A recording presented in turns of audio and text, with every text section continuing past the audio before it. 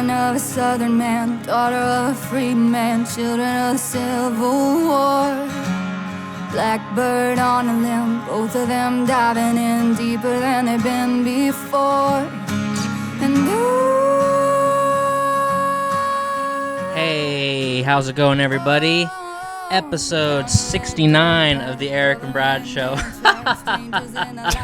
Oh, God, that's a good one.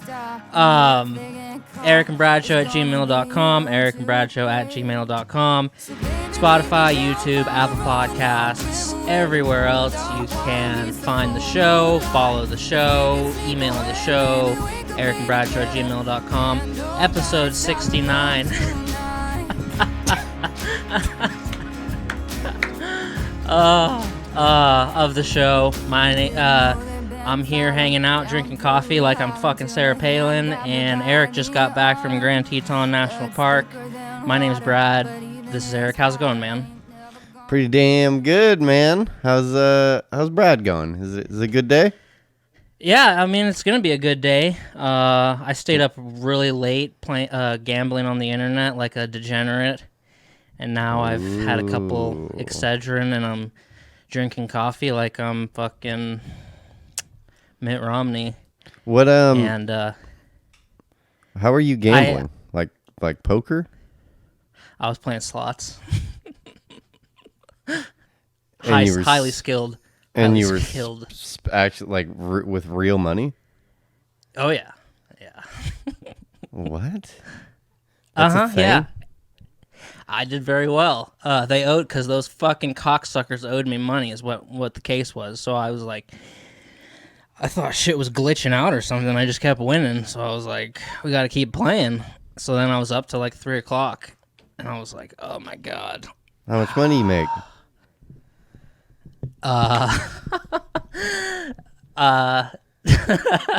Started with 200 that I deposited. Got up to 3,100. And $3,100? Yeah. Like, and then like real money, like 100%, $200, and you have $3,100. Yes, and then I kept playing, and then I eventually cashed out at 1,400. Nice. I went way down back to 1,400. Because those cocksuckers owed me. That's what the thing was. And they tell you on there, they're like the payout for this stuff is like 95% or something, which means that if you play long term, you'll take away 95% of like whatever. It put in? Makes sense in my, I guess, yeah. It makes sense in my head. Yeah, like what you put in over time, like over say like a year. So if you put in $10,000, let's say in a year, you're gonna get $9,500 at the end of it. You're just gonna lose so they owed me $500. from losses over the past while, so they paid me back. It's stupid. Yeah, it's pretty stupid. Yeah. So I feel like I'm just winning my money back. So is that kind of gambling different? Because a while back, I was trying to get into Texas Hold'em, and I couldn't do it. Like I couldn't I thought it was going to be this easy thing, and it comes to find out like it wasn't. It was trying to get you to get like an offshore fucking get your money like out of the States or whatever to play. Isn't it illegal to play online poker? I have no idea, to be honest with you.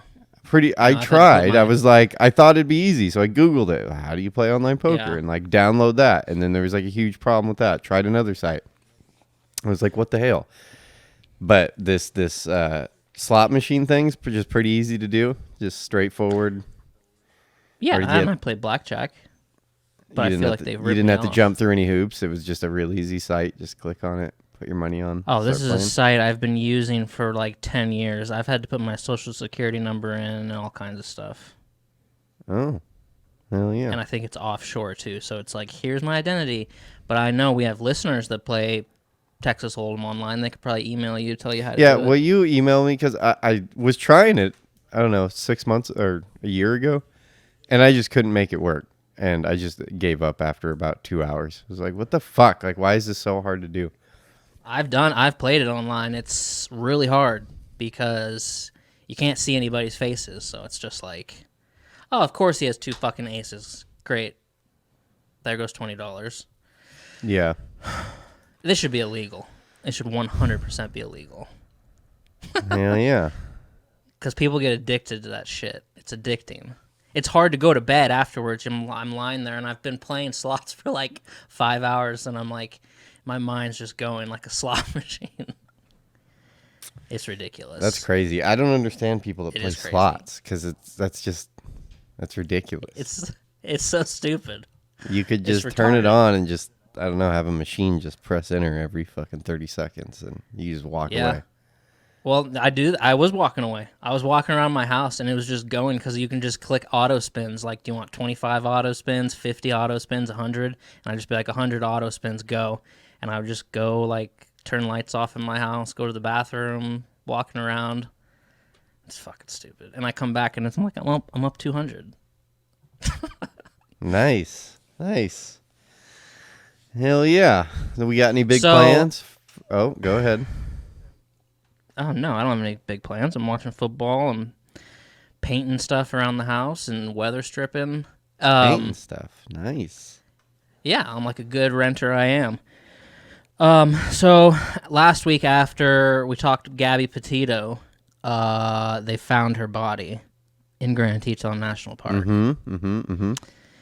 And I guess my interest in this whole thing probably last week was at like an 8, and now it's probably down to like a 3, but just figured we'd follow up because the fiance is still missing and on the run, and it's going to be interesting to see what happens with that, but I'm kind of checked out. Honestly, every day, I'm not super invested in it, but I am. Yeah. It is really interesting that this dude's missing. I don't get it. Like, how can a 21-year-old kid fucking, like, what is he doing? He's had to have, I just don't get it. I don't understand how hasn't been found. Yeah. No way he's used a debit understand. card. You know what I mean? Can't use a debit card. That's done. So he's using all cash. Did he just have a shitload of cash laying around? And then he can't just be walking around willy-nilly. Someone's going to recognize him. You know what I mean? Like, hey, that's that fucking guy. Yeah. You can't even be walking on a road, like a main road. So is he just been camping? I don't know who I was talking to, but I was like, I think the only way you could get away with it is just go try to blend in with bums. You know what I mean? Like, just kind of smear some shit up on your face and fucking just start stinking and looking real hag and just go live. Well, he was bald. So go it's like live out in plain sight. You'd have to go, like, move down to Miami and go find some homeless people and just be like, and just start yelling in the streets and stuff like that. And they're like, oh, that's a crazy person. Well, he was bald to begin with, so it's not like he had He can hair shave his head and change his identity. There's You'd have to nowhere wear a go wig. from bald. Yeah, you'd have to wear a wig or a hat or something. But it's just like, some dude that looks like me with a Donald Trump hairdo just walking around. Yeah. It's like, I don't get it. With all social media and everyone having phones and security cameras everywhere, it's like, I don't get it. But, and I don't know. He's not going to be the smartest criminal ever. They've caught everybody. They caught Ted Bundy. I mean, like, unless you're like D.B. Cooper or something, like, it's rare that people don't get caught. But it's only been like 2 weeks, I guess. Still. I don't think I could last that long. I'd be like, fuck it. You caught me. Yeah. Yeah. Just want to live the rest of your life camping with no food. It's unsustainable. I would... Yeah. At a certain point in my mind, even if I knew I was going to go to prison, I'd be like, well, honestly, what's worse? You know what I mean? Like, sitting in prison isn't going to be that bad. You know what I mean? I'm going to go there. You know what I mean? It's going to happen. It's 100% going to happen. So either there's running, you know what I mean? At a certain point, you'd be like, well, the running's worse than just sitting in prison. Yeah. You know what I mean? At least then you can like go play backgammon and fucking, you know, you have make air some conditioning. make some friends. Like fucking, some other guys that killed their girlfriends. And But- you know, and then with all that, you have to we obviously have to talk. We don't have to, but we're going to talk about that it's racist, you know, that whole thing. So how do you feel about that whole side of the argument? That the only reason people are paying the only reason people are paying attention to this story is because they're white people. And if they were black people, it wouldn't get any recognition in this story. So that's the kind of narrative I heard throughout the week. I think that's the dumbest thing I've ever heard in my life. One, a lot of them are like blaming, you know, NBC, all the major news corporations. And I'm just like, this started on social media. You know what I mean? Like the news cycle had nothing to do with this. I definitely heard about it first on Facebook. Yeah. And I heard about it real early. And it was like 20 to 21-year-old girls on my Facebook, like family friends. Like, you know, I just saw them chirping out about it. And just like, whatever. This is just something dumb. And then a few days went by and they're chirping more about it. And then it just fucking blew up. Then everyone was chirping about it. So I feel like it was a bunch of 20-year-old girls, you know, like 16, 17 to 22-year-old girls that just made this story blow the fuck up.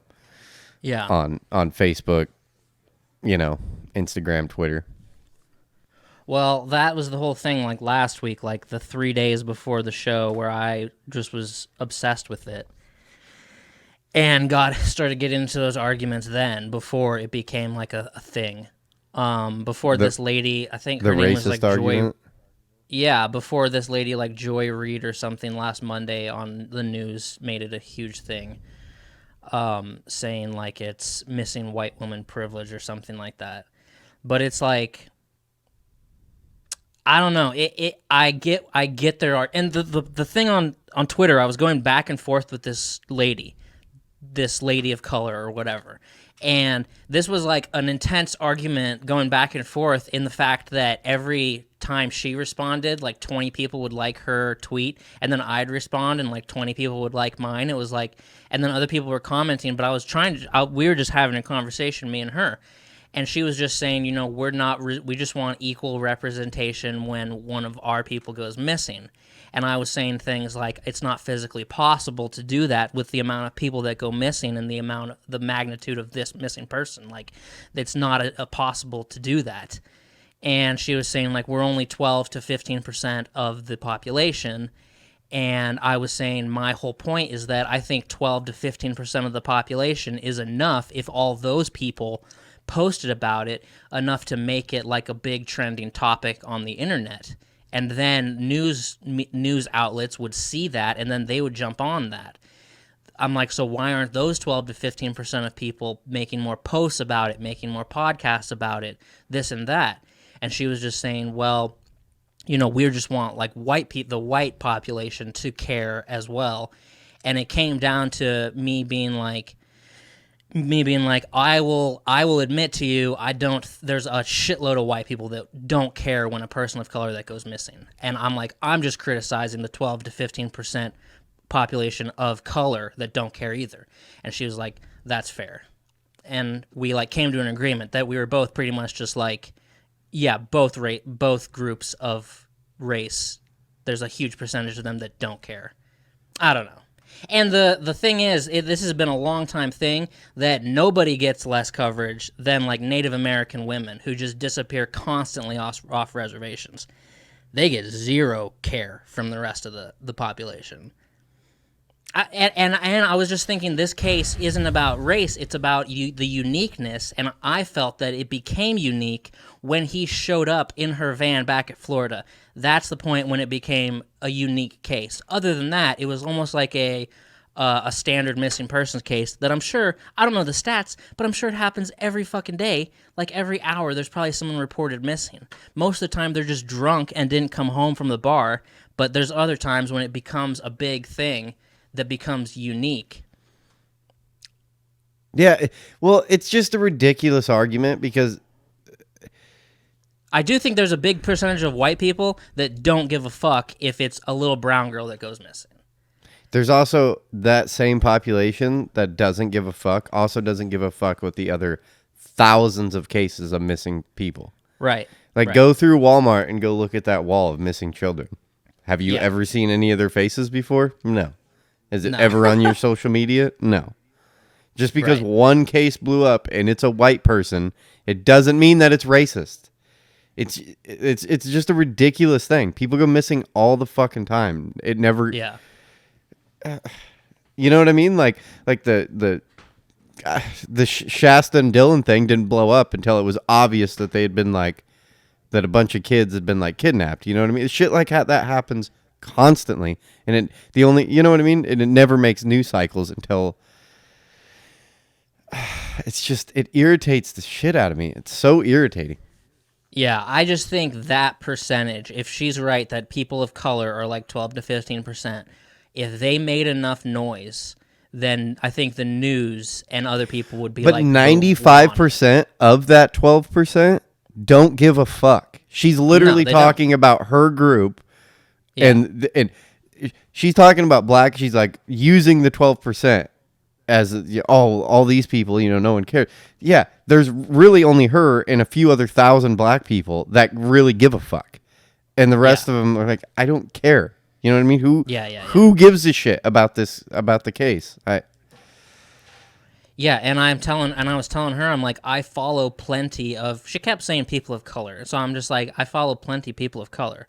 Like, as in coworkers, as in people I follow on Facebook, Instagram, Twitter, TikTok, whatever. And I'm like, I don't see them posting anything about it. And then they're like, well, you're following the wrong people. And I'm like, well, I can only speak Who's the right people? So speak to my give me a list of give me a list, and I have to follow these people. It's just ridiculous. And then also, it's not racist when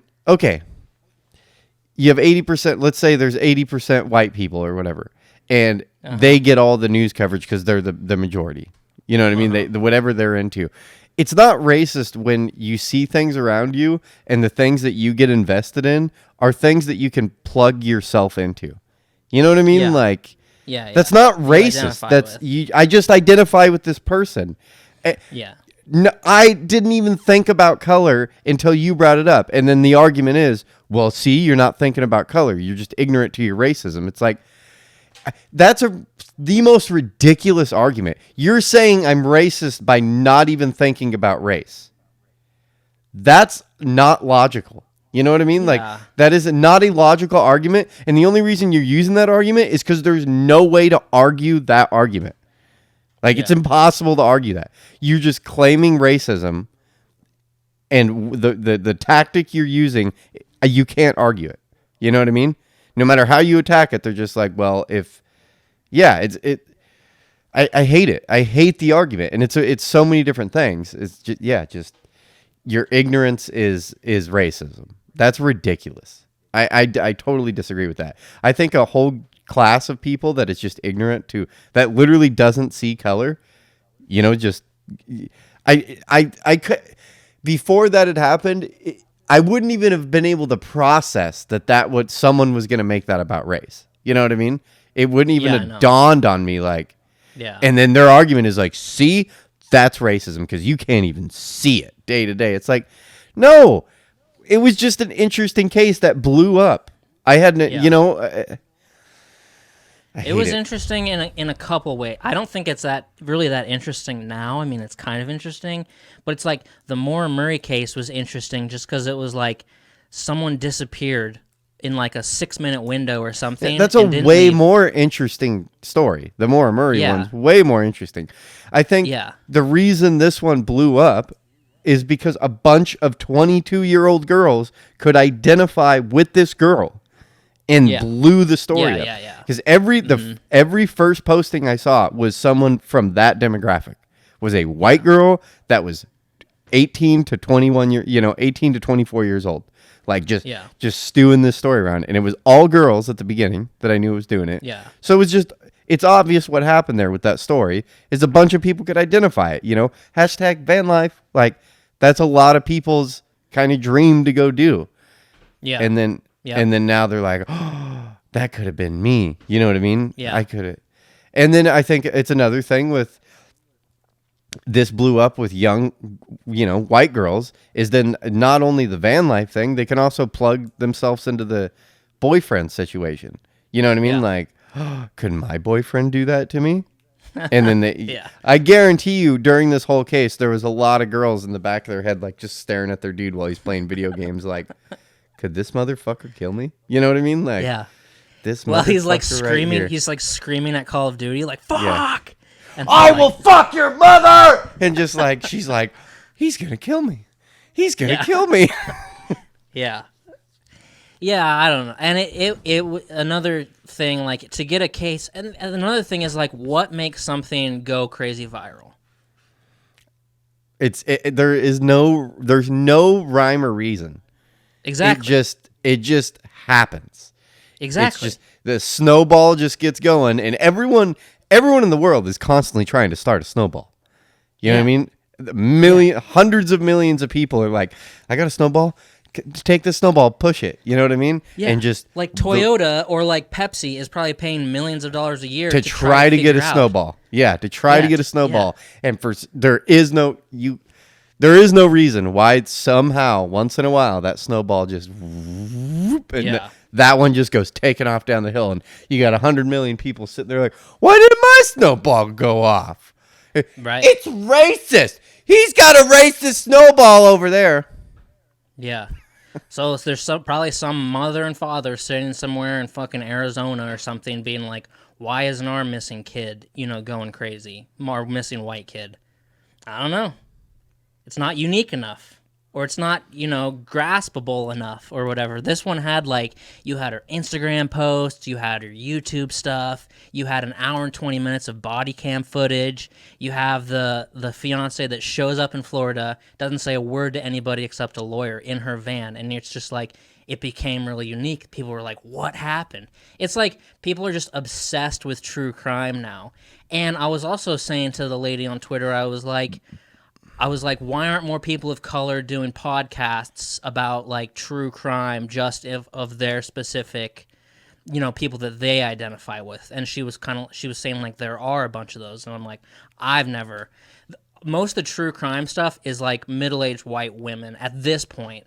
I feel like the Maura Murray case back then, I almost feel like it was more guys that were internet detectives or whatever. Now it's just women, I feel like, doing true crime podcasts and stuff like that and, like, breaking down these cases.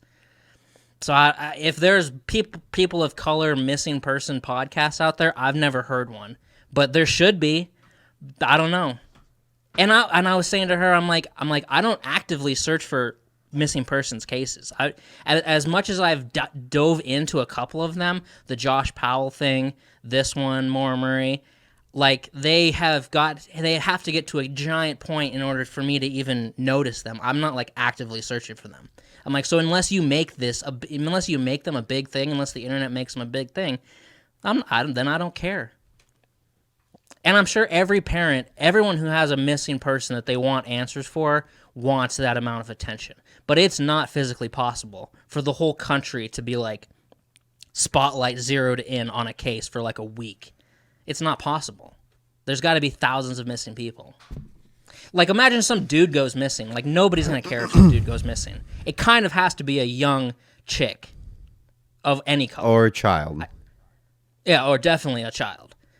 But I don't think people care if, like, some 50-year-old dude goes missing. Then again, that's what I think. Once in a while, I had a moment when I went back to Sandpoint and I was in Walmart. And I just had this weird moment waiting for the little one in the, outside the bathroom, and they got the big sign of all the missing people right there.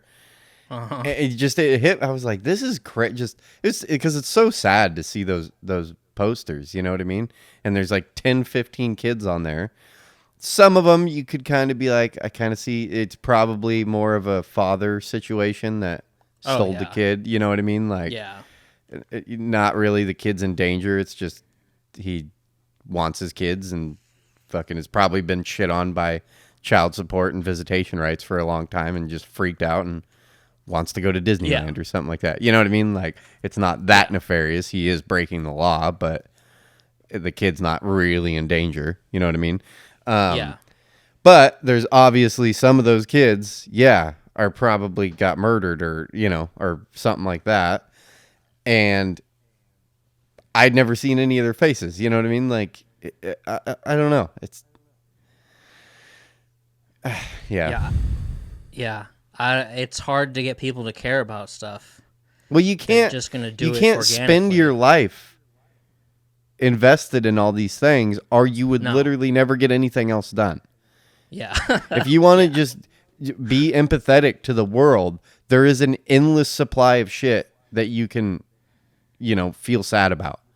Yeah. Or invest your time in. Endless. The stories, there's 8 billion people on the planet. The amount of interesting stories out there of missing people, murders, it goes on and on and on and on and on and on. Yeah. And it's like, what am I supposed to do? Am I supposed to hunt for these people? It's like you get if you get an Amber Alert on your phone. Like, am I supposed to just drop everything and go to start driving around? I'm not doing that. You can't expect people to do that. It is sad. It sucks. It's really fucking weird. It's really weird how it can happen. I don't know. And it was sad thinking about the thing once they found her remains in the park. And they found it by, like I said last week, how they're probably going to do something where it's like, hey, everybody that was in this area, send us your videos and pictures. I don't think the FBI actually did that, but the case was big enough that people just started doing it on their own. And some other van life vlogger camper dude was going through his footage from that day, and it was dash cam footage. So he was just watching all his dash cam footage, driving down a dirt road, and he passed their van. So he sent that clip in. He just made a clip, sent it in, was like, I passed the van on the side of this dirt road in Grand Teton. And then they went to that spot, and they were like, boom, there she is. And then when they found her, I was just like, then it just got really sad and like not curious anymore. I'm just like, I can't even put myself in that mindset of like killing someone you love and then like leaving them there. And I'm just imagining like leaving them there out in the cold of the dark night, and they're just there.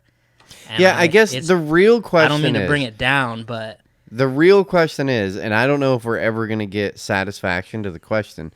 In my mind, the question I want to know, was it an act of passion, or was it a plotted thing? Yeah, like was he a psychopath, or was he just a really emotionally unstable person that just like gets in an argument and it just got so bad in the argument that he saw red and snapped and just killed her? Or I don't think it was planned. Yeah, I feel that way too. I feel like they're just a toxic couple and fighting and fighting and fighting, and he just it probably got out of hand, and he's just like, shut the fuck up, you know what I mean, like that type of fucking thing. And but I don't know, maybe he's a murderer. I mean, by doing that, I don't know if I accept that you're automatically psychopath. You know what I mean? And I think a lot of people would. They're like, oh, if you killed someone, you get what I'm saying? I'm struggling with words, but I guess it's more psychopathic to have it all planned out and follow through with it. But I think you're a psychopath now that you're not really remorseful or wanting or accepting your consequences. You just want to escape. Well, I don't think that's true. You don't know if he's not remorseful of it. You know what I mean? I don't know. You can be remorseful and still in the same token, like, not want to spend the rest of your life in prison. Like, I fucked up, but I don't want to fucking, it's not morally right to do that, but you can't put yourself in the situation and be like, oh man, I fucked up. This is bad. Like, I can't believe I did that. Like, I don't want her to be dead anymore, but I don't want to fucking be in prison. Yeah, I just don't see how you can just kill somebody that you love like that. I just can't get to that point. Why don't you just walk away and just say, I never want to see you again? But I get that, like, love and that shit gets real crazy, real nutty. That's when I was that age, when I was 21, dude, your brain is doing some crazy shit. You know what I mean? Yeah, I know. Like, And I've had that, I definitely, I can wrap my head around like the big one when you're young of like the few like, I don't want to live anymore unless I live with you, like that kind of mindset. Just really crazy, so invested in someone and so like, and when, I not necessarily to the point like I would have ever killed anybody, but I could wrap my head around the emotions that were going through my body of being able to probably get to that point. You know what I mean? Like so frustrated with, I don't want to live anymore. I don't want to live without you. Why are you breaking my heart? Fuck. You know what I mean? And I know it's not, but I know men, there is a percentage of men that in 21 years old, the 18, 19, 20, 21 years old, there definitely is a thought process of like, if I can't have you, no one's going to have you. You know what I mean? Like, you know what I'm saying? I know what you're saying. I never got to that. Obviously, but I can mentally go through the steps and figure out like, you start, reality doesn't exist anymore when you're like so in love with someone. Yeah. It's so weird. It's so weird how young love. It's terrifying. I mean, Romeo and Juliet, you know what I mean? It's known, you know what I mean? There's a lot of writings on young love and how crazy. Like Romeo and Juliet is not a far-fetched story. You know what I mean? No. That's a pretty logical fucking story. It's pretty out there, but it could happen. You know what I mean? Like that whole situation, like, fuck, we're just going to kill each other so we can be together for the rest of the time. You know what I mean? Or, or if you're dead, I don't want to live anymore, so I'm going to die. No, I mean, I definitely was at the point where it was like this is it. Like, there's no life after this. And I wasn't really like anybody's going to die, but I was just like, this is the whole thing right here. This is like my whole life. Like, and you everybody can probably relate to, just on a small scale, like doing things that you never thought you would do, whether it's saying things or texting things or going places, like doing things you never thought you would do. And it's almost like this isn't even me when you look back, maybe. But just at the point where it's like, the person's not dead and then they're dead, like, I don't see how you can cross that bridge, like right at that point. Dude, I don't know. I feel like I've told the story on the show, and I'll just do a real quick abridged one. But I was dating this girl. Broke a lamp? Yeah, where I went into the house and just started breaking shit because I had to walk my ass home through the snow. I was and like that situation, like I broke it, and I like right there, and then I'm like turn my phone back on when I'm there, and I'm calling her, and I think it rings and rings, and then she shuts her phone off, and it just goes into fucking. So she's just, avoiding me, and it's 2:33 in the morning, and I'm like, well, she's fucking someone, obviously, right now. You know what I mean? Like, and then, then I'm just literally stayed up till 6 in the morning, like crying. You know what I mean? Like, fucking bitch, like fucking God. Yeah, it was. I can't get there now. It's like, I think you mature enough to a point where I can't get there emotionally. You can't either. You can't make me feel that way again. No, because you got to be at the point where you just be like, okay, I'm done with you. I never want to see you again, and that's it. Instead of getting all crazy and fucking nutty. Yeah, but at 21, how old these people are. Yeah, there's something. Yeah, you're just so full of fucking hormones and shit that. And you're from Florida.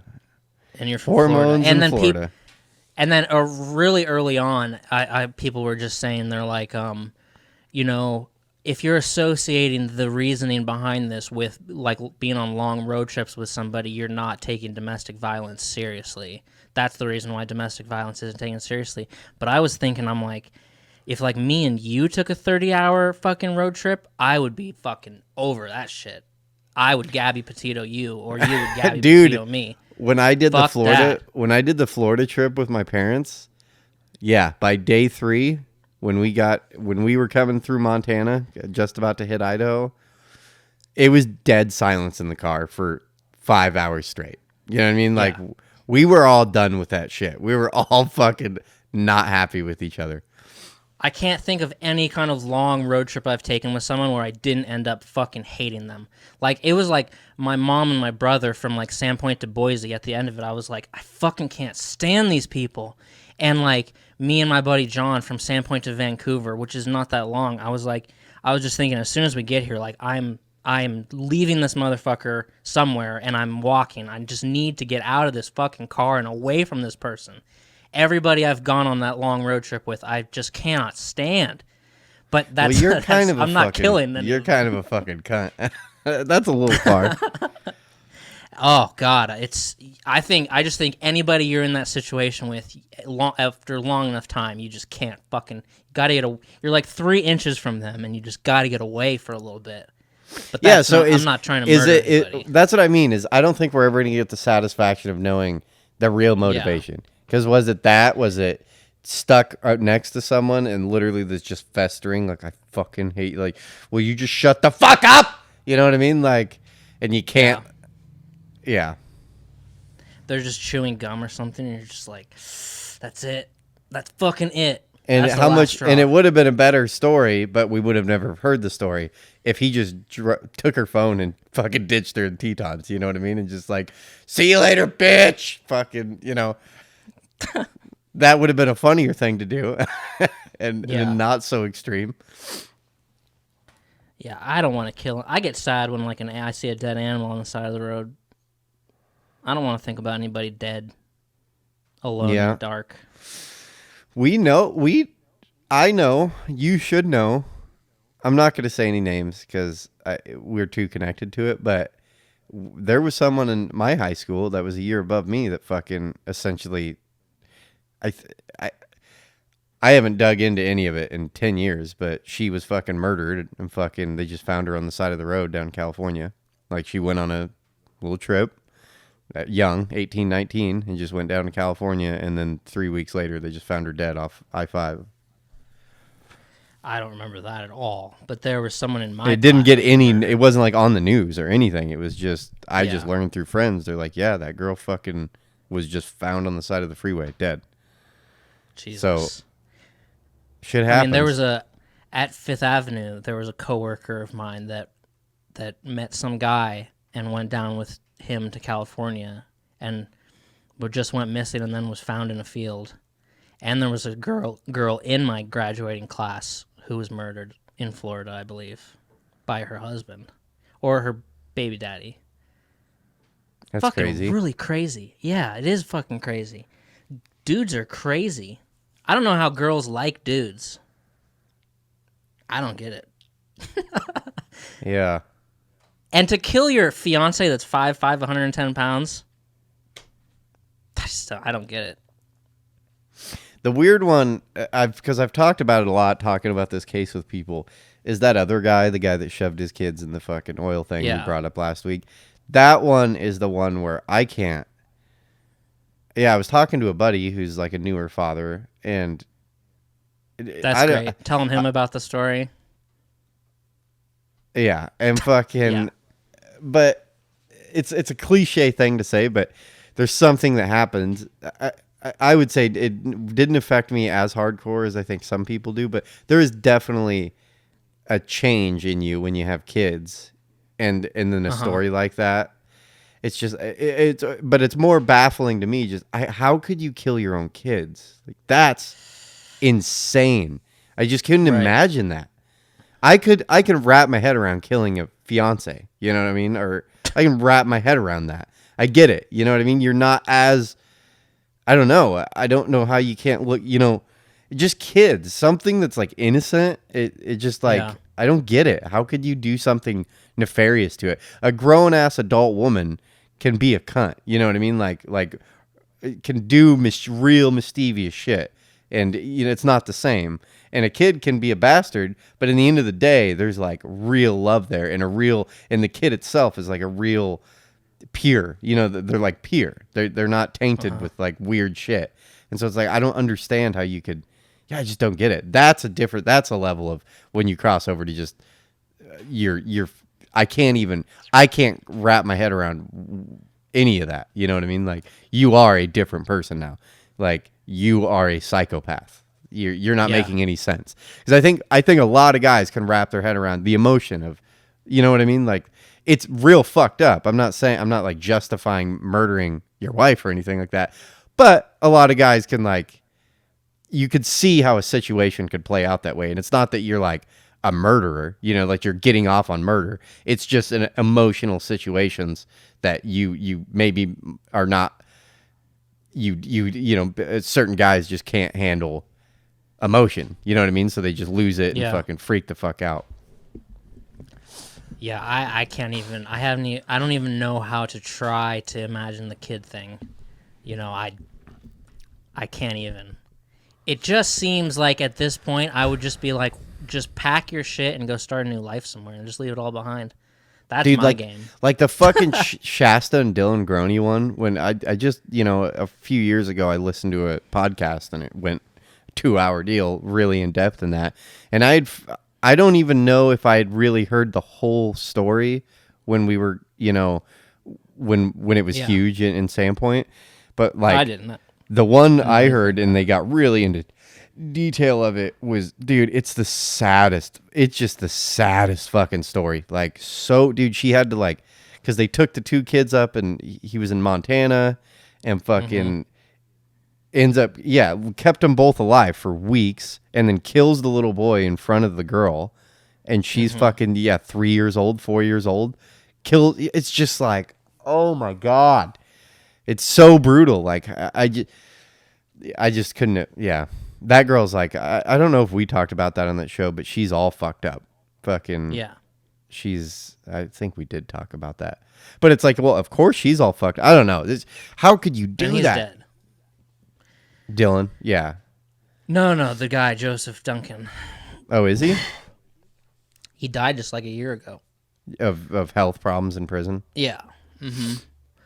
Yeah, it's nutty. And that there's a podcast called Cold that now they're covering other cases, but they started with this Susan Powell case where the guy killed his wife, never got in trouble for it, and then just the end of the podcast was like the saddest thing I've ever heard in my entire fucking life that I wasn't expecting. You're just obviously a broken human being. I can't even come close to, and the Chris Watts thing, I just can't even come close to doing that and thinking you're going to get away with it, or I don't know. You're just an idiot. You're not thinking, and you're just a broken person. But I'm still anti-death penalty. I don't know. It's crazy. That's why people don't believe in God, because they're like, you know, everything happens for a reason. It's like, what? What is the reason for that? People probably thinking about these cases or close to them, like family, friends, probably just fucking stop believing in God. I don't know. Maybe. Yeah, I don't know. I don't know how you could. Yeah.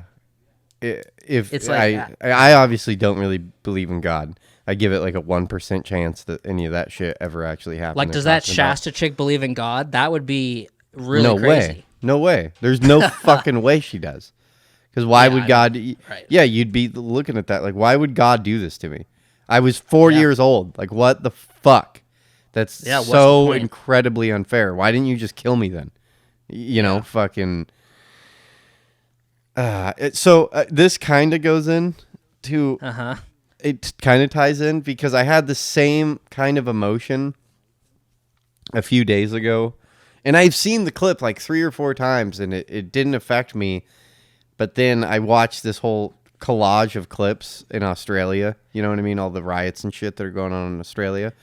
And there's the real famous one that was going around to the mom that was holding the sign, and she has her little son with her. And the cops, did you see that video? And the cops come up, and it's really fucking sad. It's kind of the same thing, kind of, not with murder, but with just like, how the fuck can you do this to a little kid? It's really sad. So this mom standing there with this sign, and it's something against the lockdown, because Australia is going through weird lockdowns, and it's mainly a big problem is this certain state called Victoria in Australia. There's just a lot of problems going on there, and Yeah, so this mom's standing just by herself. She's not like in a protest. It's just one person. She's standing on the side of the road, and she's got a sign with straps and a sign on her back. You know what I mean, like that kind of sign. Mm-hmm. And she's holding. There's like a 4-year-old, 5-year-old boy with her, and she's like holding it. And then like 2 people are like there filming, like getting involved, and then like 4 cops are there, and it's a woman cop that's the main cop talking to this lady. And the woman with the sign is showing like disdain, like she's not doing everything they say, but she's just like, leave me alone, leave me alone. Mm-hmm. That kind of thing. And they're like, hey, you can't hear everything that's being said, but it's not like, fuck you, you piece of shit. It's not that kind of interaction with a cop. She's being respectful. It seems like she's being respectful. Just, get away from me. I'm not doing anything wrong. I'm not doing anything wrong. Get away from me. That type of thing. And then they just like, you're under arrest. And then then the person filming is like, whoa, fuck you, man. Like, fuck you. What are you doing? Like, stop it. And she's like, she's not doing anything wrong. She's not doing anything wrong. And then they're like, you're under, come here. And then the cops are trying to like block the lady filming. And then about 30 seconds into it, then the kid is like, mommy, and then starts like fucking screaming. And it's like it's so sad to watch. And then the lady like filming is like, are you a mother? Are you a mother to the cop? You know what I mean? Like, how can you physically be doing this? Like, you're trying to arrest a mom with her 5-year-old son, and the kid's like grabbing onto the mom like, mommy, and they're like trying to tear the kid apart. It's like the saddest fucking thing ever. So it kind of, I don't know. I had the same, I don't know. I wanted to talk about the Australia thing kind of because it's been on the news. I don't know if you cared at all. Yeah, I've just seen the clips of riots and stuff. I guess it's all just in protest to extreme lockdowns. Yeah, and then COVID. So like the collage of videos I saw that obviously just trying to kind of pull your heartstrings with, children. Yeah. But I guess they also have banned, like in Victoria, the state was banning any footage of they told all the news organizations, like, you can't fly your drones or your helicopters in the air. Like, you can't show any of this footage on the news. And like, that's when, the other side of everything I'm talking about is. Yeah, that's crazy. Australia does not seem like a fun place right now. And they're like, I'm pretty sure they're like not letting you're not allowed to leave. Yeah, it showed a bunch of clips of like state people talking, and it is just bananas. But it's really not that. I mean, I hate to be the conspiracy guy, but it's really not that far fetched from where we're at. It's just a few steps down the line. You know what I mean, of where we're at in this country. Because they showed a few clips of like guys coming out on TV, and they're just like, if you're unvaccinated, I think you're making a bad decision, and we are going to be at 0 cases, and just very fuck the unvaccinated, and you shouldn't be allowed out of your house. Like, you shouldn't be allowed out of your house. You shouldn't be allowed in public unless you're getting vaccinated. Like, you need to stay home. I don't know. It's just like, fuck that place. Yeah, I know. Yeah, I mean, I have family there, but I haven't heard anything from them. From what I saw online comments and shit like that, is a lot of people were saying, hey, this is just in Victoria. Or they're like, this isn't happening in all the other states. They're like, for some reason, Victoria. I have a weird feeling. I don't know much about Australia, but from what I gathered about the comments is it seems like I think Victoria might be like their kind of troubled state. You know what I mean? Like probably more poverty and shit in that state than other states. I know it's where Melbourne is in Victoria. Okay. Yeah, I mean, and like when there was a bunch of riots here for whatever reason, George Floyd or something, people out of the U.S. were being like, oh my God, it seems like so terrible there right now. And I'm like, it's not that bad, actually. It's kind of just normal. But I can see how in the U.S. watching Australia riots, it seems like it's the whole country. But then people there are like, no, it's just that one thing. So. Yeah. I don't care about Australia. Honestly, I had it written down, and I once I started coming out of my mouth, I'm like, I wasn't as invested in this.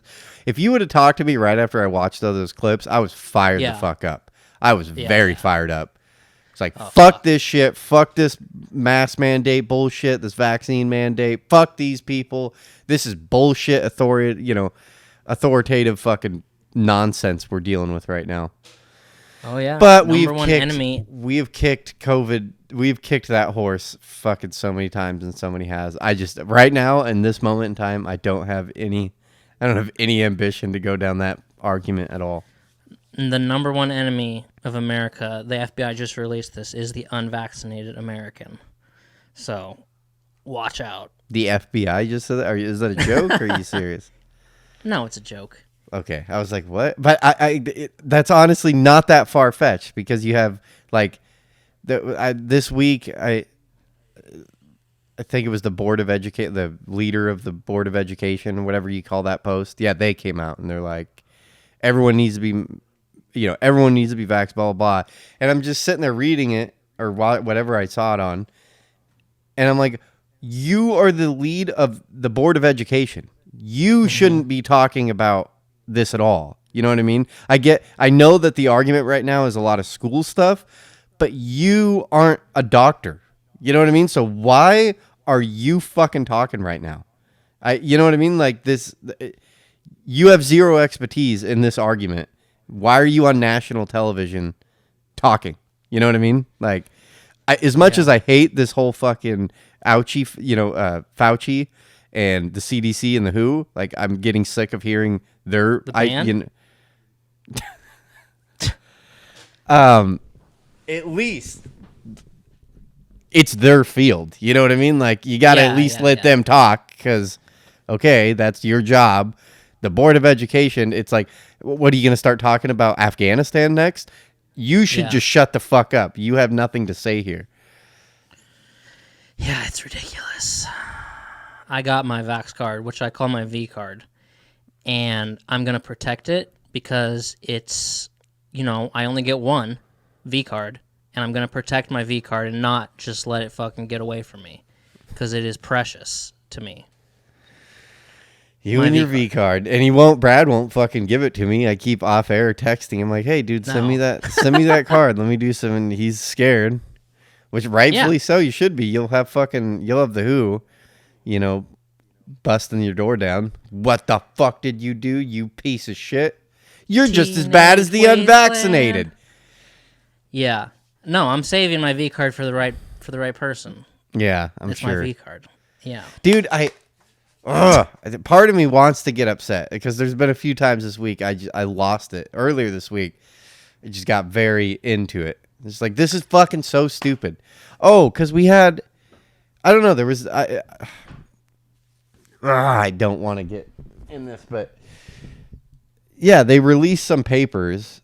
I thought I saved it, but I didn't text it to myself, or I would have written it down. I could have swore I saved it, but Ben Shapiro fucking on his Facebook that 4 days ago released the article, and it was all about how, I guess there was like a dossier or some document that was fucking released, and it shows proof that the Wuhan Institute of Viral blah blah blah, they were like going around the world asking for donations and looking for funding for certain projects, and like people knew what was happening there. Americans knew what they were trying to do. They were trying to mix, like, with the bat thing, like how it got out. They were intentionally trying to do that. They were messing with things, like willy-nilly doing things that are almost obvious. Like, are you trying to release these out to the public? You know what I mean? Why would you go infect bats? And they were like, yeah, blah, blah, blah. But I guess in this article, it was also saying they were trying to do it with MRSA, something else. And they're like, honestly, we're lucky that what happened. Because if they had done it with these other things they were fucking with, we were looking at like a 30% kill rate. You know what I mean? And like, obviously, once this all got out of hand, it's obvious China just shut that shit down. You know what I mean? Like, because what, we let China do their own investigation? That's so fucked up. Like, man, okay, I'm going to get fired up about it. This is ridiculous. The world we live in, that no one's mad at China. Like, what in the fuck? These people these scientists should be held accountable for all these people's deaths. I 100 like they should be in prison. They should be killed or be put in prison. Fuck that. And why is no one's mad at them? They're all mad at us. Like we're mad at each other over masks and fucking V cards and shit like that. Fuck that. These people put the world on their knees and no one gives a shit. And then on top of that, so I did we talk about this last week or so we're paying for the vaccines out of our tax dollars and you're forcing a vaccine. The amount of money you're talking about right now, and you know, I hate to be the conspiracy guy, but obviously there's massive amounts of money. More than I guarantee you could even comprehend if you're talking about vaccinating every single person on the face of the planet. So 8 billion vaccines, 8 billion of them. And you got Johnson & Johnson, Moderna, and you're requiring that you fucking take a vaccine, and then you're making me pay for it. Like they're like, oh, it's all free. Wait, what's all free? Well, no, the government's got it. Who fucking funds the government? It comes out of my goddamn dollars. So no, we're paying for it. Fuck you. We're paying for that vaccine. You're forcing us to do it. And it's not, I'm not mad at, you know, you don't trust the science. No, it's just, this is so fucking fishy. I don't want to push like conspiracy theories, but come on. Yeah. You're talking about so much fucking money. And what happened to the 2008, 2007, 2006 like Democrats, the fucking anarchy Democrats, like fuck the system, fuck big healthcare, you know what I mean? Fuck these drug companies. What happened to that? You know, isn't this kind of the same argument? You know, fuck big medical, but now we'll trust big medical. The same fucking people that were literally writing punk songs 20 years ago about fuck big healthcare, fuck the insurance companies, fuck this, you know, fuck Wall Street, fuck these big entities. Now are like, you don't trust Moderna and Johnson & Johnson? No, I don't trust Moderna and Johnson & Johnson. Like, I'm sure vaccines work. I'm not arguing that vaccines don't work. I'm arguing that this is fucking fishy. This is so ridiculous that we all are just hate each other now. And then aside from that argument, we're giving trillions of dollars to drug companies. And you're mad at me for not wanting to be part of this at all. For just saying, fuck you, it's not that bad. Like, it's not that bad. Obviously, it's not that bad. It's not that bad if you're firing nurses and then in the same sentence complaining that we're getting overrun in our healthcare system. Go fuck yourself. No, you're not. Or you literally wouldn't have the capabilities to be firing someone. Yeah, you can't get mad at China because you don't want the supply chain to go away. Fuck China. Fuck them. I know. Fuck China. Fuck Moderna. Fuck Johnson & Johnson. Fuck our government for... What about Pfizer? Pfizer. Yeah, Pfizer. Fuck all of them. You know what I mean? Fuck that. I just think it's bullshit. It's fucking trippy. It doesn't even seem real. It's stupid. And I swear to God, if I lose a bunch of coworkers over this shit, then I'm going to be pissed. So get the vaccine. It's dumb. It makes me mad. Sorry. It's trippy. It's a trippy science fiction movie. It's hard to wrap your head around. And I wrote this down. This is political, so we might as well get it out of the way. But, it was like last week or 2 weeks ago, Democrats getting mad at Andrew Yang for he wants to start a third party. Then a couple days ago, Democrats got really mad at Tulsi Gabbard, who I guess we know who that is. She's a veteran. She is a representative from Hawaii. She's a Republican that somehow is just disguising herself as a Democrat, because when you listen to her talk, she seems very right-leaning on a lot of arguments. Yeah, like guns and stuff, but I think she's like socially... I feel like she's like socially pretty liberal. I don't know. Yeah. But the veteran part of her is, clear. But like... And she's only 38, which is weird because I Googled it, and she seemed older than that. And she ran for president, and she had this huge... She made this huge splash during the debates of like VPs or something, or some shit where she like destroyed Kamala Harris. And Democrats hated that from her. Like, why would you do that and whatever? And then she made them all mad again this week by saying, by tweeting that basically that Biden's directly responsible for the border crisis at this point. And people were just like, how the fuck could you say that? Like, you're clearly a Trump supporter that just took longer to show your true colors and stuff. And it's like, it's just so stupid that those people are part of the problem when you're mad at somebody for quote unquote like crossing party lines or whatever on both sides. If like a Republican whatever says something that's very left wing and then the Republican people get mad at them, it's like, you're stupid for getting mad at them for that. Like, can't the people just be people with opinions and not have to just blindly play a role and act that they're 100% one way or 100% the other way? Yeah, and she also ridiculous. said something about Afghanistan, I think. She said she can't brought remember. up she brought up the border crisis, and she brought up that, yeah, 'cause that's another thing, you know. Yeah. Brought up. I like her. Which that's an obvious stance for her. You know what I mean? She's pro-military and Yeah. watching the debacle over in Afghanistan. That another thing that no one's mad about, which just they've lit, like, it's so obvious. Just look around you. They've made us so mad at each other. Yeah. It's clear as day. It seems cliche, like you see those posts, you know, on Facebook, just like, you know what the government's scared of is us coming together. Honestly, we're in this. We're being manipulated to hate each other, and once you get us to where we're at right now, they can literally do whatever the fuck they want, and we're so arguing over, are you wearing a fucking mask? It's like, who gives? I hate this place. I'm telling you, and it's way worse in these Democrat states. It's just hate. There's just hate. Yeah. There's tension, just real fucking tension everywhere. I mean, you can see it online and shit like that. You see your real, you know, left-leaning people just still on there, just you know, and in the right too. Just this hate, this fucking ball of hate everyone has, and it's just getting bigger and bigger and bigger and bigger. From both sides, though, because I've seen people post things on Facebook being like someone who's left wing is just as dangerous to us as like a radical Islamic terrorist, and it's like, really? Yeah, and the left Are they?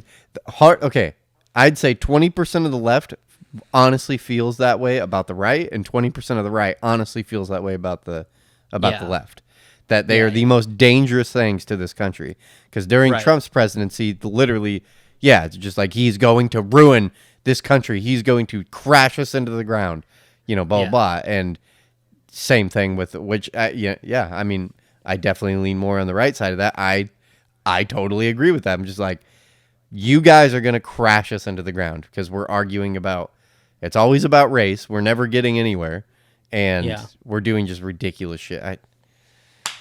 I don't have faith in this world at all. I don't want to have kids now because I don't see this shit working out at all. The shit isn't going to work out. And it'll work out. I don't think so. I don't think so. I don't know. And I think there's like my girl, we got to talking about it. She's like, well, if it fucking crumbles, you know, we'll be good. We'll just fucking go to Idaho. I'm like, if this shit crumbles, what you think, like, if this shit really crumbles, we're fucked. Like, we can't get out of Portland. How the fuck are you going to drive across states? If shit crumbles, they're not going to be delivering gas out to fucking the middle of Washington, you know, those podunk gas stations out there. No one's going to be delivering them gas. We physically wouldn't even be able to make it there. And then, you know, how would you make it there? So we're going to walk? We're going to walk the whole way? Would honestly be it. And then what are you going to do? You're going to be out in the middle of Washington trying to get over there, and you're going to be walking through some dude's field, and he's going to be out there like, hey, you get back there, boy. Fucking boom. Yeah. Yeah. That's true. I think I think this I always the song that always comes to mind is that fucking Tool song, the Learn to Swim song. You know what I'm talking about? No, I don't. I want to watch it all burn down, want to tear it all away, and then learn to swim, learn to swim, learn to swim. It's kind of like an anthem for like, fuck the word. Like, I want it. Let's do it. Let's Let's fucking reboot this whole thing. And I think a lot of people have a romance, a lot of especially right-wing people, but it's like, yeah, I don't think y'all ready for how crazy that is. Like think about the Civil War. That wasn't that big of a deal to those people because think about it. Civil War time, like shit starts just crumbling apart in your society. You don't have electricity to begin with. You know what I mean? You don't have a car. You have a horse.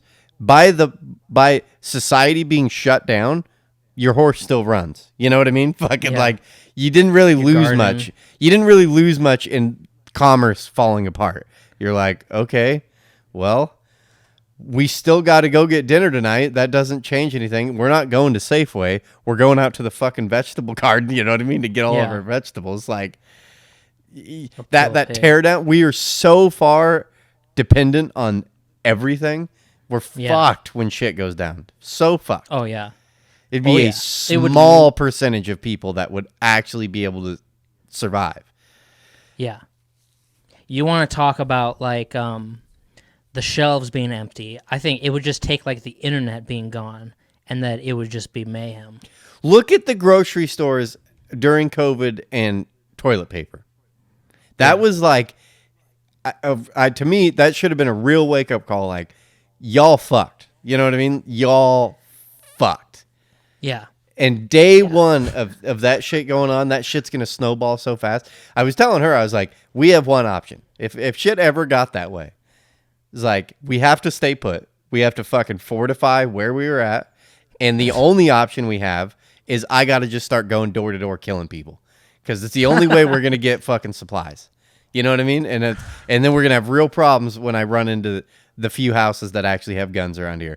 And I was like, I'm just going to have to go out in the middle of the night, get all in black, and just start going door to door and killing people. Like, and we just gonna steal all their stuff. Because we only have a finite amount of ammo, and we need food. You know what I mean? You just got to start stealing food from people. Because Safeway is going to be gone in a day. If shit, like, went down, you know what I mean? Like, people really got scared, it would take no time at all. No time at all. Yeah. And if it really went down, people wouldn't even be buying money. You know what I mean? They would just go, it would take 3 hours, and every store would just be empty shelves. No one would pay for any of it. No. The cash drawer would be full, but the fucking beans would be gone. It'd be crazy. I don't want to live through that. Fuck that shit. You do, Are you kidding me? Do you give it? What is the percentage chance you give to that actually playing out? 0% or 1%? No, maybe 1%. Maybe 2 might be a stretch. I think it's almost 50-50. I think it's guaranteed that something's gonna happen. 100%. No, I don't think so. No way. No. Nothing has got, dude. It seems like everything just step by step keeps getting worse for the last 15 years. You mean just keep stepping toward? Really? You don't think we're like hands down in the most polarized situation we've ever seen in the world? Oh, ever. Yeah, definitely. So we have no history record to kind of go back on, like what happens when this happens. I mean, you can compare it to things that aren't really relative. You know what I mean? Like, it's history repeats itself, but we're also dealing with things that no one in history has ever dealt with. Social media, being able to argue with someone in LA, you know what I mean? That's never been able to happen. The amount of misinformation compared to accurate information, how it's hard to find accurate information. It's hard because it's like propaganda is like out of control. I remember, I don't know, I just remember in high school, like going over propaganda and how dangerous it was. And now it seems like people just like don't care. You know what I mean? Like, it's just fine to... Well, because it's like trying to find, like, try to find a video on YouTube saying that vaccines are bad. You can't find one and stuff like that. And how it's like, and with like the face swap stuff, there could be a video of the President Biden being like, we're under attack, and it's a complete fake video and stuff, and that could just go like wildfire. So it's like, what is actually happening? I'm trying to figure out what is happening and stuff like, I don't know. That's something you definitely have never dealt with before. Yeah, the deep fake shit, that's scary. That honestly scares the shit out of me because, we're a few years away from people posting videos where exactly. It sounds like the president comes out, like kind of like that. What's that? What's that guy's name that did the radio show back in the fucking 30s or whatever, or 40s, where he tricked everyone into fucking thinking the world was ending? I have no idea. Do you know what I'm talking about? No. Really? There was I don't know, but I know, like, I feel it weirds me out that you don't know what I'm talking about. There was a dude like the end of the War of the Worlds or whatever. He ran this radio show, and it was a fictional radio show, but he was like the first person to do this.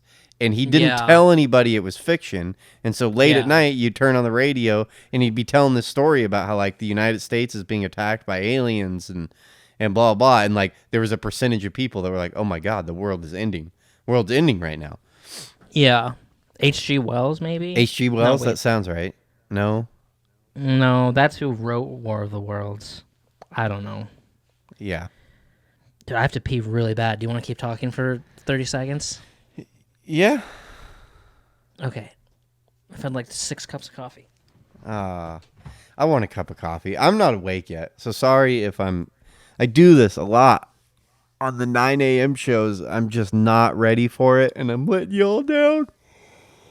Oh, I woke up 20 minutes before this episode. I need to, my brain's not right. Not firing on all cylinders.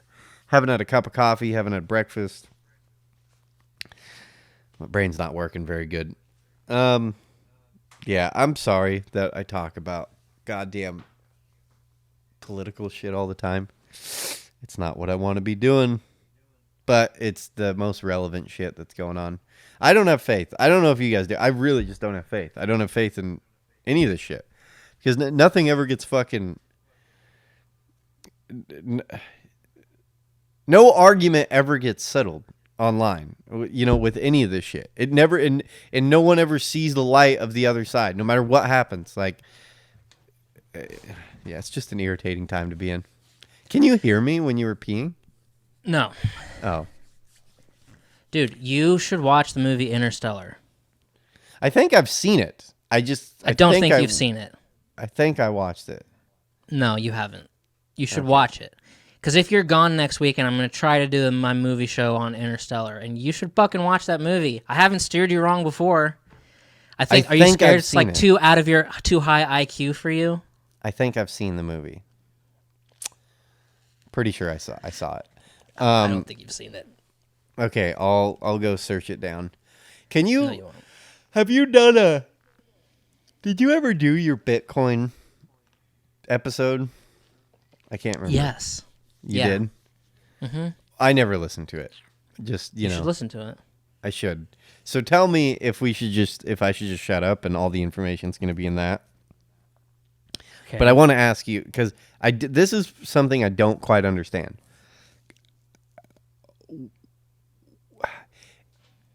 What's the difference? I don't understand the wallet thing, and so I just started buying Cash App fucking Bitcoin, and I'm just confused. Is that the wrong way to do it? Is there a different way I should be doing that, or is that just is that the same as anybody else is doing it? They're just buying. I don't get it. You know what I mean? Is that a bad place to do it? Are things like that because now Robinhood is doing it now? Fucking.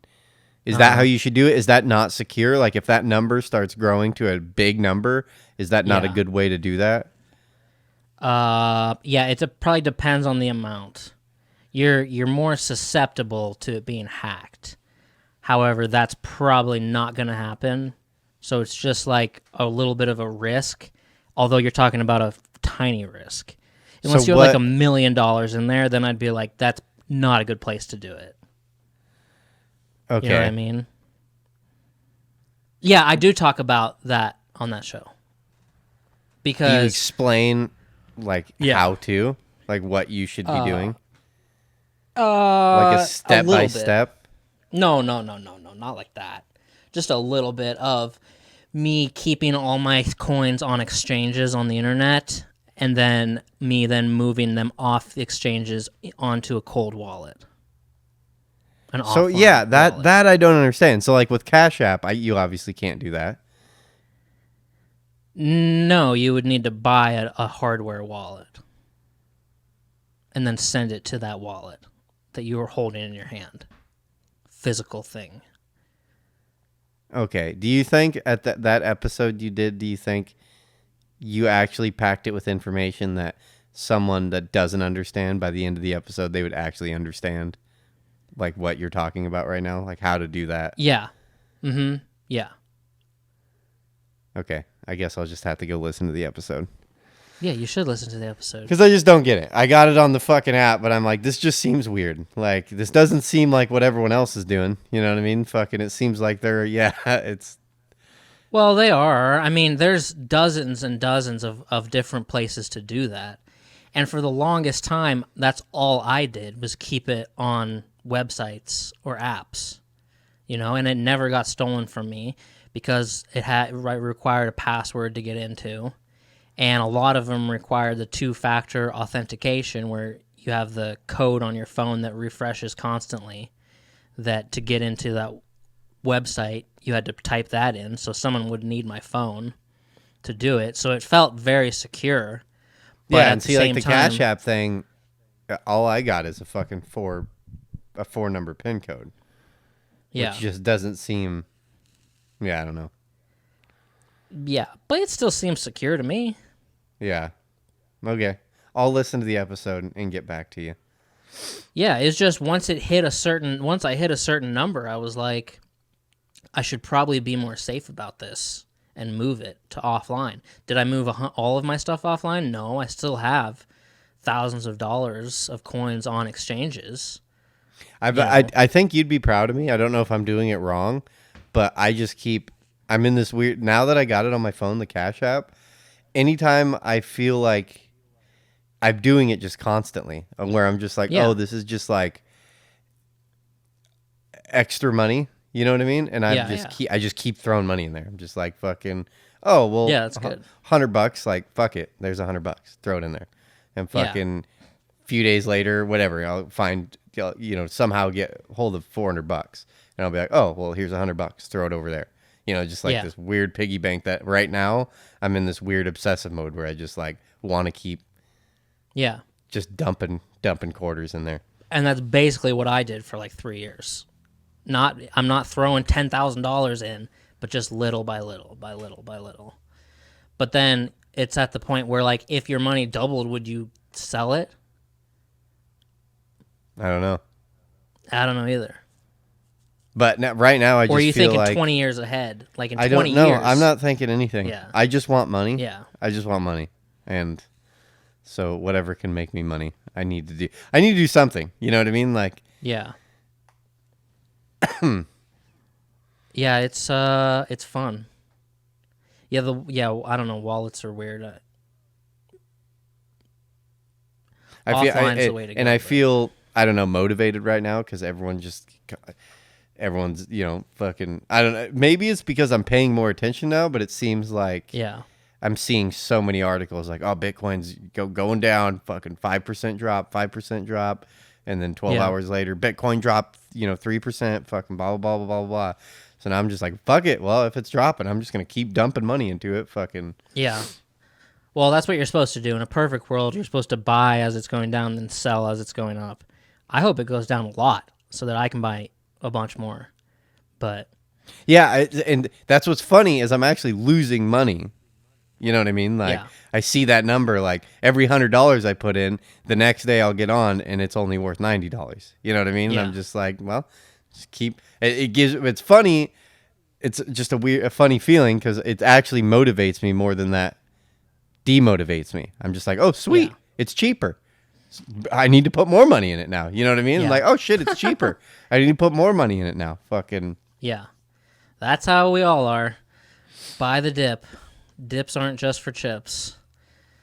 Then they say like 10% drop in the stock market would be called a crash, but in crypto we just call that like a Wednesday. It's just, and they're like, ew, it's too volatile to invest in. It's like, yeah, that's why people like it, because it goes like this. you know? Yeah, it sucks, those stocks that just sit still. Yeah, maybe it's our generation of Yeah. like instant gratification, but Yeah, it's it like sitting is. on that carnival shit. I was like, dude, if I open Yeah. this up and it's still at $24 fucking dollars, I'm gonna kill myself. Like, fucking Yeah. do something. Yeah, there's so many times I've done the same thing with stocks and it just doesn't move. It's fun when it moves. But I think that's the deal with stocks. Like, I just heard someone talk about it the other day. They're just like, dude, look at it. They were talking about a car payment, and they're like, if you just took that car payment and fucking put it in a mid-cap growth stock exchange deal, yeah. within 30 years, you'd have $4.8 million. You know what I mean? Fucking, like, yeah. That's another thing, too, is I don't have a car payment, so that's like a weird motivation, too. It's like, I'm in my mind, I'm in a real good spot right now where some weird reason, I feel like that $500 is like a gift every month. You know what I mean? Yeah. Fucking like, oh, I got a free $500. Well, I might as well just throw it in there. Yeah. Yeah. I love it.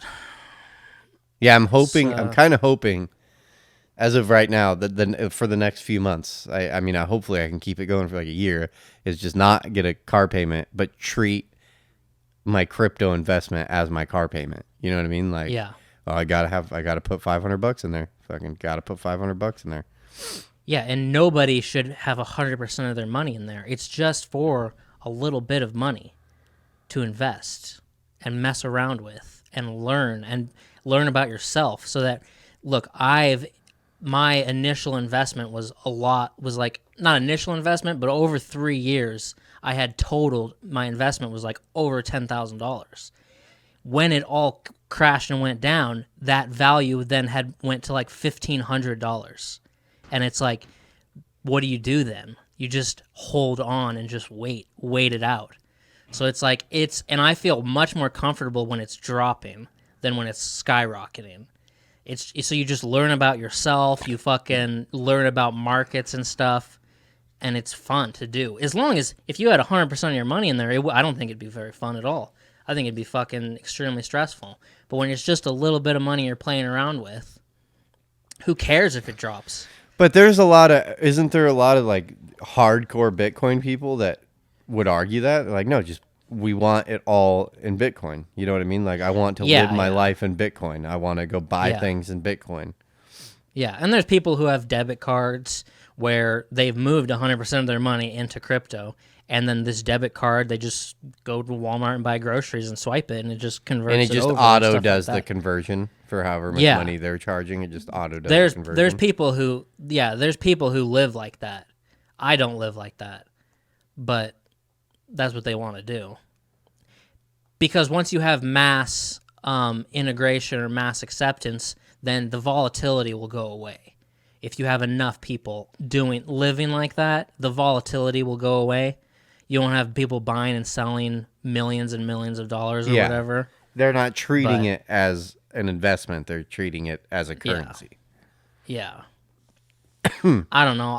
I've stopped paying attention a little bit, but just because I've sort of sold what I'm willing to sell, and what I have left, I'm not willing to sell for 2 decades. So I'm kind of just checked out, and I'm not really. I'm trying to get out of debt and not really putting more money into crypto at this point. Unless it goes down a bunch, then I'll put more money into it. Yep. Yeah. You got to get out of those car payments, man. That's what you got to get out of. I'm working on it.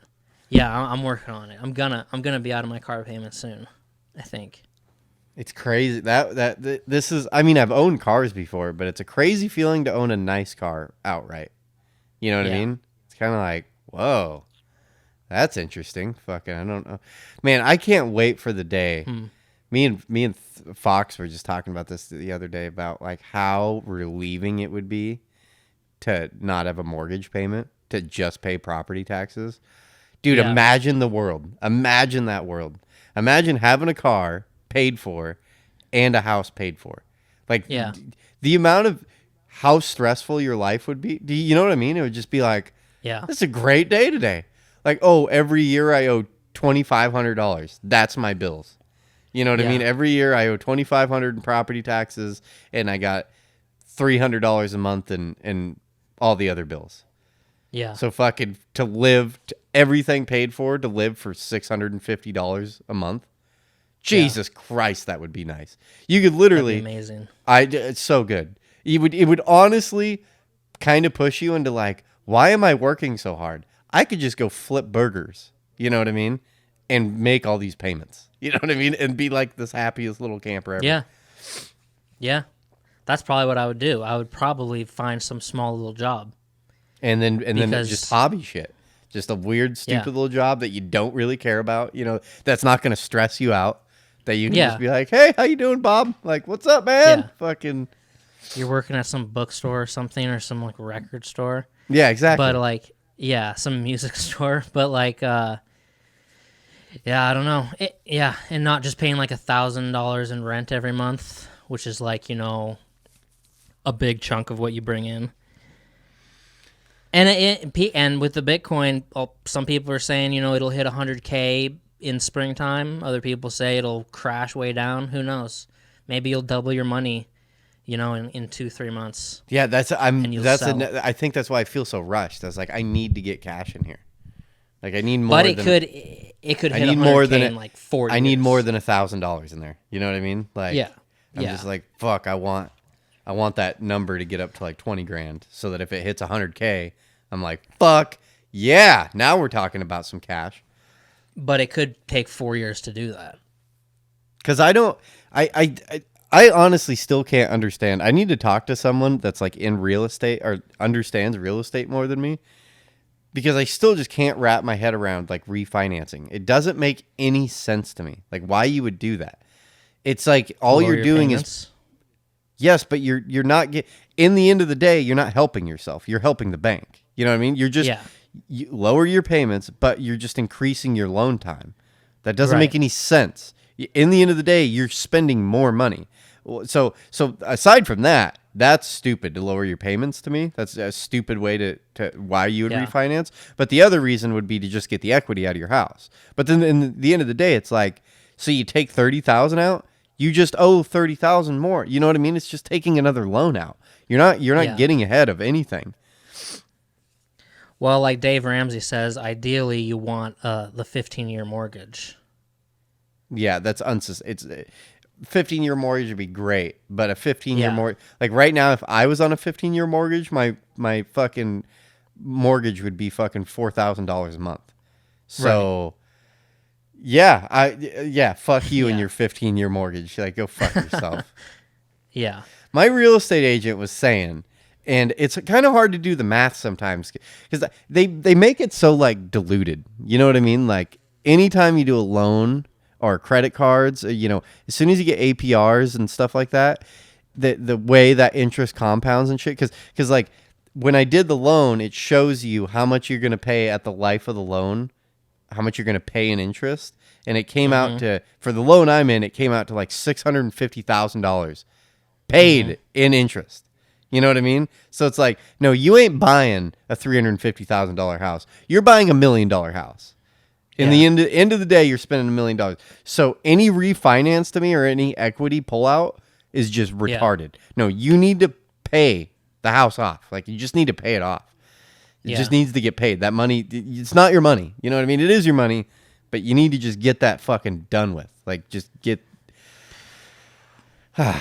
But anyways, this real estate agent I was talking to about it, he was saying, little ant on me.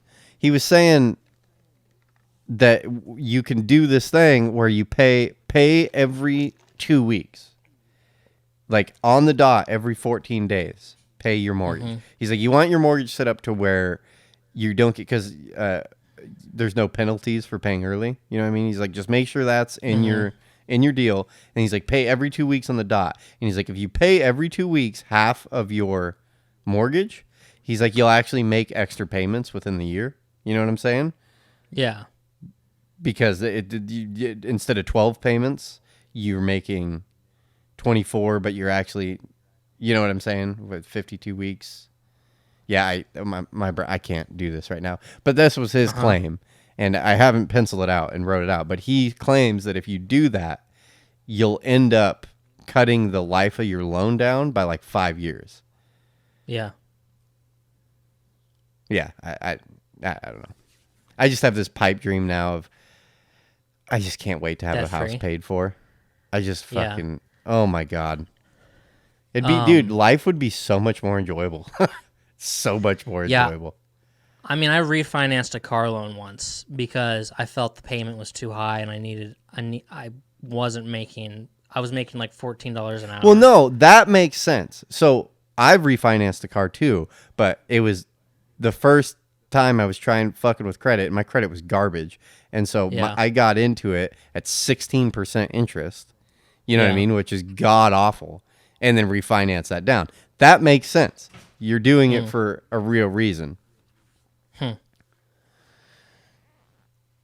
Yeah, fucking. Yeah, we should go back in time like 60 years ago and just like start a bank. It would have almost seemed, I feel like 60, 70 years ago at the time, if two guys were just like, we should start a bank, it'd be like, no. But it's like, oh, but in 60 years we'll have $1 trillion. Like, oh, who would have known that? I don't know. That's a funny thought. I don't just think you start can... a bank. Yeah, start a bank. Can we start a bank now? I don't think you can do that. That's fucked up. You should be able to. I don't know how to do it. That seems so scary. Yeah, I don't know. You should just watch Interstellar. So October 9th, the Saturday Night Live hosting Kim Kardashian. People are not happy. People are You furious. saying it is October 9th, so it's coming up here in 2 weeks? Kim Kardashian's hosting SNL. Why are people upset? Because they're like, this person doesn't deserve to host SNL. They haven't done anything.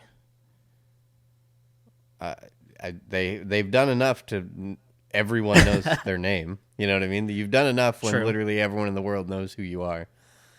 So yeah, it's gonna be real weird. I feel like it's gonna be everyone like just hates sort of her because she's like kind of a Republican, right? Isn't that she's fallen? I have no idea. Aren't all the Kardashians kind of Republicans? I have no idea. I mean, I know Caitlyn is. I have no idea. But I feel like it's going to be like an Elon Musk thing. It's not going to be that good because that show's not that good. That's what I was going to say right when you said that. It's like, who fucking cares about that show? That cast is god awful. Those people are not funny. I mean, I'm kind of curious to see, like, I'm not going to watch it, but like the clips the next day. Because I feel like there's going to be like jokes about sex tapes and stuff, and you know, take some shots at her that are funny that she doesn't care about.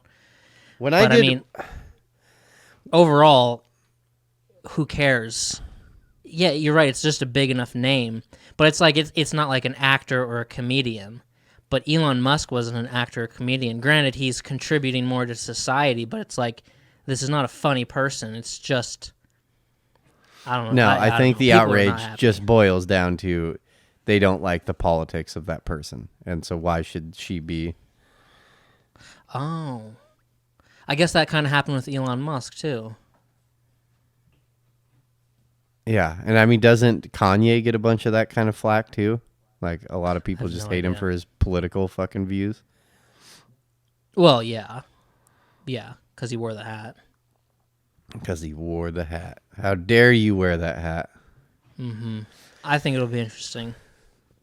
SNL is so trash. Dude, when I was doing... It's very trash. When I was doing improv in high school, there was like a good group of people. We had some funny kids in that class. But I swear if you sat back and watched, there was people that really wanted to do it and they just weren't inherently funny people. And all they did was like... They do this thing where they get louder or they scream and it's like, that's not funny. You know what I mean? Like, I don't know what you're trying to do by being over dramatic and like screaming and yelling and stuff like that. It's like, that's not funny. There's no thought into that. And it's always like the drama kids would be that way. The like theater kids that wanted to be good at comedy. but aren't funny. You know what I mean? Aren't like inherently Yeah. funny people. So they just go after these wild things, very loud, and that's how I feel about the whole cast of Saturday Night Live. It's like, no, you guys have had really funny people in this show. And right now, you got all the theater nerds that aren't funny that just really, really want to be funny. You know what I mean? Like, yeah, it's weird. And then there's people who just could walk on stage and not say anything, and you just start laughing, like a Bill Murray or something. Or you can probably even picture friends of yours that you would just like start laughing, and they're just like, if they're just standing there, they haven't even done anything yet. and like their big star right now is Pete Davidson, and I just can't, I don't think he's that funny. He's not funny. I don't understand. No. It's like that's their claim to fame right now is pushing Pete Davidson up, just fucking because he was in that movie with Bill Burr, and yeah, no, yeah. I can't. I hate them all. I think they're garbage comedians. Fucking David Spade, like there's just people. Before it was always just A+ actors in the cast. You know what I mean? Just like fuck yes. Yeah. Last 10 years has been weird getting shortchanged on that show. Yeah. But I think a big problem is just politics. Politics has gotten into comedy, and it's fucked comedy all up. Comedy used to just be pure. You know what I mean? No one cared. It was like very few comments even like did political shit. And when it was, everyone laughed at either side of the joke. And then now it's like, you can't make a joke about like gun rights, or half the crowd literally wants to fuck you. Shut the fuck up. You know what I mean? It's like, okay. It's like, you know who you should have hosting is like Louis C.K. But you're not going to have that, so now you're going to have Kim Kardashian. Now, this is what you get. This is what you fucking deserve. Well, yeah, and it's such a trash show, they can't get any big real comedians in, because no comedian wants to go do that show. You know what I mean? They're like, why the fuck would I go do that show? When was the last time you saw Bill Burr do that show? You know what I mean? Like, why hasn't Bill Burr done it? That would be a good fucking host to have on there, is Bill Burr. That'd be fucking hilarious. Or, you know, Tom Segura or any of those guys. Yeah. I guess Dave Chappelle did it, right? But that was like the I would say that was, I didn't watch it, but I definitely watched some of the famous skits off that one when he did the Walking Dead bit, Tyrone Biggums and shit like that. Oh, okay. Huh. But that was a while ago. That was when Walking Dead was huge. Yeah. The last thing I remember is Elon Musk, and before that, I don't remember anything. I'm gonna go buy a drum set today, so that's cool. Really? Yeah, I've honestly been like really depressed lately. I don't know why. I keep talking about it with the girl. I'm like, I don't know what's happening.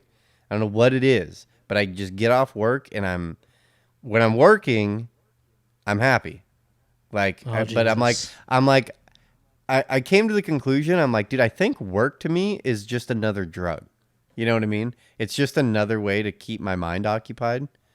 You know what I mean? And it's like, I think that it's making me happy, but it's really just a numbing thing. You know what I mean? It just like numbs everything, because you don't have to, it's great. You don't have time to think. You're just like, you're just like hands on shit.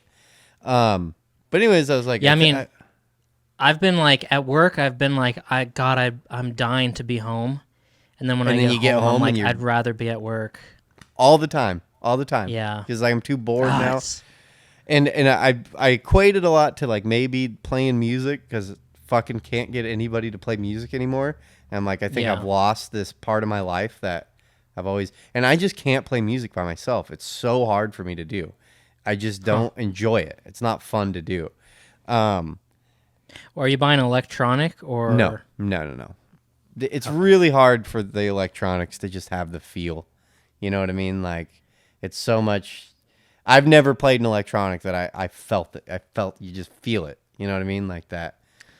Yeah. I remember I went to a music store in Sandpoint, and I was looking for not electronic, and the guy was just like, you need to go electronic. And I'm like, I want the other style. And he was just not having it. He's like, he's like, electronic is so much better. He's like, that's the only thing you should get. And I'm like, can you show me like the other? And that he's like, dude's no. A retard. Like, I don't know who you were talking to. That's the dumbest thing I've ever heard in my life. And any he just wasn't hearing it. any drummer in the world would slap the shit out of him. When was Yeah. the last time you saw an electric drum set on stage? If it was that good, why aren't they playing it? It's probably in a church. Yeah, but you know what I mean? No, you cannot mimic. They have not figured out how to mimic that sound right. It's not Yeah. grandiose enough of a sound. Yeah, I mean, the only thing is, like, you can just do headphones and not disturb people in your house. Yeah, and see, I don't give a shit about that. I'm down Right. to be loud as fuck. Right. That's for, like, apartment living. Yeah.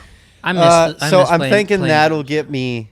I love I buy shit all the time, and it makes me feel good for about an hour, and I hope that this Yeah. isn't one of those moments, but I really do. I was thinking about it. I was like, man, it's easier for me to play drums by myself, and it's a good like aggression getter outer, just go play some like double bass shit for 20 minutes. Just it's like, oh fuck yeah, you're done sweating. Yeah. It's like fuck yeah, feel good now. So Yeah, I that's see the what you're plan. saying.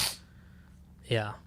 That I have breeding dogs on here, but I don't want to get into that. I think we've If you since you can play the guitar pretty well, if you like pick a song that you don't know how to play and you like you're like, I want to be able to play this, like how long would it take you to figure it out? And I mean Totally- just a song. totally depends on the song. Sure, like a I don't know, like a Stacy's Mom or just some basic radio. So Stacy's song. Mom, that would take me it would 10 seconds to learn the chords, and then it would be if you're really trying to learn it. Dude, like the other day I'm sure you saw the TikTok I did with the Bob Dylan song. So the way that happened was I don't know, it just wild hair. I was like, I've never learned a Bob Dylan song. And so I was inside, pulled my guitar out, sang I sang 2 verses over and over again 5 times. So I'm invested maybe 10 minutes into it, and I knew the song through and through. Done. It was the lyrics. Then the problem was is I don't know the lyrics to the song. So if I can read it, I mean, if that's your idea of learning a song, if I can read the lyrics still, I mean, a song like a Bob Dylan song, you can literally learn in seconds. Now, like a Mark Knopfler fucking because last night I was contemplating learning fucking I keep wanting to say Dirty Laundry, but not Dirty Laundry, the fucking Mark Knopfler. God damn it, Sultans of Swing. Dun dun dun dun dun dun dun dun dun. Just watching other people play it, and that would take a lot more time. Just it's a way more complicated song. Way more complicated song. But like an American Idiot, like if you didn't know it. Wouldn't take that much time. Wouldn't take that much time. Interesting. Yeah, I wish that I wish I had that ability. It's definitely there is a scale there, because some bands like the Beatles,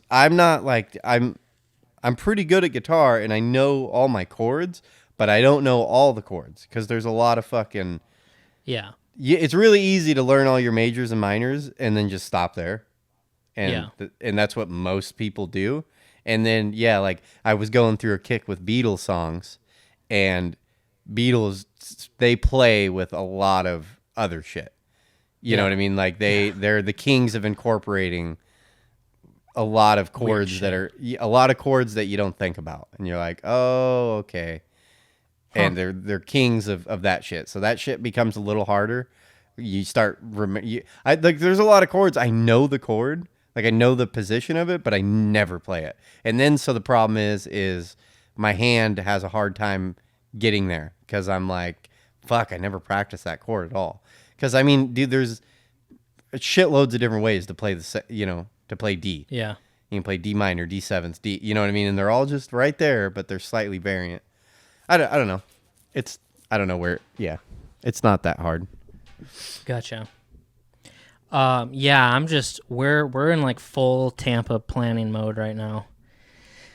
Oh man, it's overwhelming a little bit, but exciting at the same time. And I was thinking with Tampa, I was like, since we went to New Orleans like 2 years ago, and it was like, ooh, like Cajun food or like Cajun-y kind of seafood stuff. Let's like find some of that, like a New Orleans specialty. And then I was thinking Tampa, and I'm like, what the fuck is even there? And then I was like, Cubans. I was like, super like Cuban food. I'm like, Oh dude, my we gotta God. find. I'm like, dude, we gotta find like the best Cuban sandwich in Tampa, like before we leave. Have you had a good Cubana? I mean, I've had plenty of them, but I'm just talking about like. Have you Idaho, had like North the Dakota. ham, Swiss cheese pickle Cubana? Yeah. Oh. Yeah. Dude, those are some of my favorite sandwiches on the planet. But I want fucking love those things. a one from like down Yeah, there, you know, yeah. because like, yeah. That's so the it's great like, thing about living in a city is because you get so Yeah. much ethnicity mixes that the food is just. And, Yeah. Oh yeah, I would be excited, and I love what you're saying Yeah. right now. That is exactly Yeah. what I'd be going for. But you also Right. got to think you're down in the South. You're gonna be more open to finding, Cajun food. I would go look a little bit for some, frog leg alligator type shit. Yeah. Some fucking catfish. And apparently in Tampa, it's like groper fish or something. There's like apparently Miami, like to get like a groper sandwich is like the main spot, but also Tampa, well known for that too. There's gonna be a lot of seafood, which, I'm not. Seafood's not like my top like 3 or 4 or maybe even 5, but there's gonna be a lot of that, and it's just like beach. There's gonna be like beach time and fucking bar time and food time. I don't know. These trips have turned to me like that 50% of it is like food based. So Because you're an asshole You're if going you're to like Tampa. Yeah. Dude, what I would do if I don't know how much time you guys are spending there, but you would be in a unique time and a unique place for comedy. Because Florida is like a mecca right now for stand-up comedians. Because they're full open, they don't give a fuck about it, and a lot of comedians like Florida. Yeah. Apparently we've looked for like the 2 nights that are available, and there's not much going on. No comedy shows? Mm-mm. I'd do a little bit more digging because everyone's hitting Florida right now. Yeah. Maybe you're just not picking the right comedians or don't know the right comedians. Yeah, maybe. I don't know. It's going to be interesting. There are some hidden gem comedians. I don't know how like far into comedy you pay attention to. We'd still have like there's like 10 comedians I know that I think are fucking hilarious.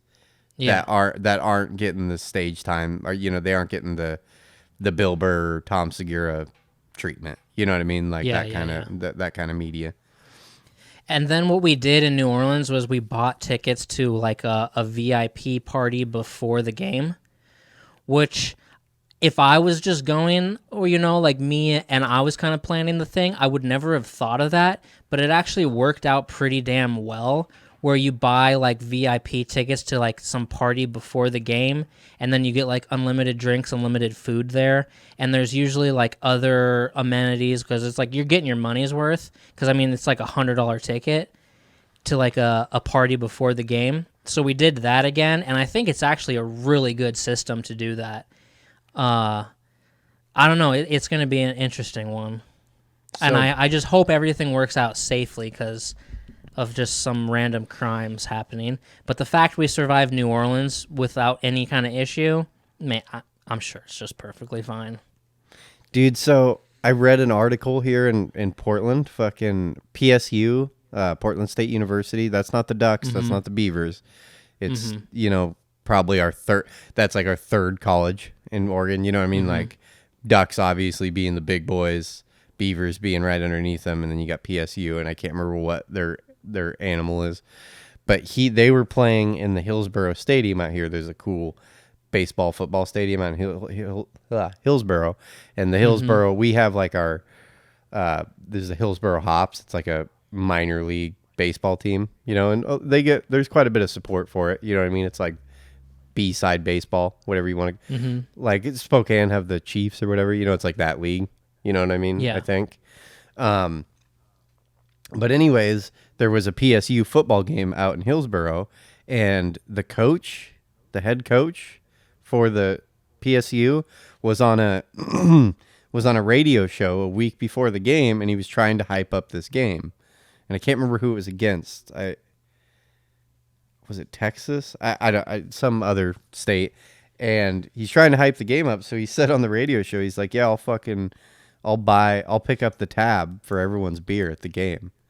And he fucking followed through on it and paid $20,000 in beer Jesus. for everyone at the PSU game. And I was like, That's "Fuck, crazy. wish I would have known that. I would have fucking went drinking there." Isn't that Right. crazy? 20 grand? That's crazy. That's cool. Yeah. Though. Yeah. I was like, good on him, man. Trying to get people into fucking smaller sports, No one pays attention. It's kind of sad sometimes when, I don't know, you go to those like small games. It's like, man, these guys are pretty fucking good. No one's giving them any fucking attention over here. Yeah. I love a small game. Yeah, but it's like when I was like, I want to have like the best Cuban sandwich there. And then my buddy who's going, who really plans everything really detailed, he's like, all right, I'll find it. Don't worry. And then he's like, I found 2 spots that are saying like it's going to be the best Cuban. And I was like, okay. So then I went on Reddit and did my own digging, and I was digging through Reddit. Because this is like, you don't want like some sponsored fucking news article. You want to hear from the people. So I found on Reddit, a guy was like, someone was like, before I leave Tampa, what are things I have to do? And someone commented, you have to go to this place and get a real Cuban and like a cafe con leche and like do Tampa the right way. So then I text him and I was like, is this the name of one of the places you found? And he's like, yes. And I'm like, boom, there we go. I'm fucking looking, and it's a place that's like made their own bread for the last 100 years, and like that's their whole thing is like the bread is the best part and stuff. And I'm like, oh my god, I can't wait. Ugh. That's the problem with food, man. It really is a problem because, yeah, I don't know. Some of the best spots I like, I'm glad no one blows it up. Like the hot dog place I go to downtown, dude. Yeah. That you risk your life for. It's fucking amazing. That shit is fucking amazing. And I'm glad that it's honestly not as popular as it should be. You know what I mean? I'd be fucking bummed if I went there and there was a line of 25 people all the time. I'd be like, fuck. Yeah, it'd be ruined. And like if you go on vacation somewhere and you go to like Applebee's or Olive Garden, you're an asshole. Like the whole thing is like to try the small places. And that's why it would suck if everything was just Applebee's or Olive Garden. Like, well, they're fine if you're just going to lunch in your like hometown with your buddies. But if you're traveling, it's like you want to find the small places that have been around for 100 years. And that's what it's all about. But then, same kind of thing. Like here in Portland, you got Voodoo Donuts. And I've never done it because I'm like, I'm not waiting in a fucking 40-person line to go get some fucking donuts. That's so stupid. Yeah. Did you do it when you were here? Because that's like our thing. All the tourists do is they go stand outside Voodoo Donuts and go get some donuts in that stupid little pink box. I mean, I've heard the name, but no, I didn't. And they're like, we put bacon on our maple bars. Look how crazy we are. Yeah. It's like, okay, wow, real crazy guys over there. Yeah, I don't care so much about a donut. Yeah. I hate that shit. Yeah, but that's what I mean is like, but no one that comes to Portland or no one on Reddit is finding that hot dog place. You know what I mean? And that's like that secret little hidden gem that only someone that like knows. Yeah. Like a Mr. Sub or something. Yeah. And then the problem is when you go to a place, you can't trust anybody's. Most people have fucking garbage palates to begin with. So it's like you can't trust people. Hey, what's good to eat? And they're like, oh, that's I don't know. Sometimes I sit next to people and like we'll be eating. The other day I was eating food with this kid, and he got these fucking fish tacos, and they were disgusting. It was so gross. And this kid is just like, these are fucking amazing. It was a fucking like pan fried salmon fish taco. It wasn't a breaded deep fried thing at all. It was gross. It was not good. I love fish. It was not a good taco. It was a weird taco. And it was just like a basic flour from Safeway tortilla with lettuce and fucking tomato on. You know what I mean? It was just like nothing special about it. And then I'm like thinking about that. It's like that kid would go tell someone like, oh, you got to go try this over here. And it's like, no, that was really bad. That wasn't good food. Like that wasn't amazing food. Yeah, that's the gamble. Sometimes the locals don't even know. But I feel like it's going to be good. Just got to put up with fucking flying bullshit and Florida bullshit. Nah, Florida's great, man. I love Florida. I think Florida's a great state. No. I don't know why all the hate. Maybe it'll win me over. I think everyone's just jealous of Florida. They're just like, dude, have you been there? No. Oh, it's amazing. It's an amazing state. Dude, it really is. It's a great state. Great weather. Always warm. Beaches are incredible. I've never been to the Atlantic side. Is Tampa on the Atlantic side or is that on the Gulf of Mexico side? The Gulf. Are you guys going to go to the beach? Yeah. Dude, you're about to be blown away. Florida beaches are unlike anything you've ever seen in your life. The water the Gulf is very, very warm and clear, you know. And the waves are about fucking 2.5 feet tall. You can just go jump in the ocean. I don't know, when you go to fucking the Pacific Ocean, you ain't jumping in the ocean. You know what I mean? Like that ain't fucking happening. There it's like it's like a giant pool everywhere. It's just amazing. Well, I might get I'll probably get in, but I'm not swimming out there. I'm afraid of sharks. And there is a lot of sharks. It's crazy. Well, if you can go, you guys should go walk out in a pier. Because there's a lot of places you can go where you can walk way the fuck out. Yeah. Go walk out there. You'll go see some sharks. Like there's a lot of sharks out there. Lots of them. I'm scared of alligators too.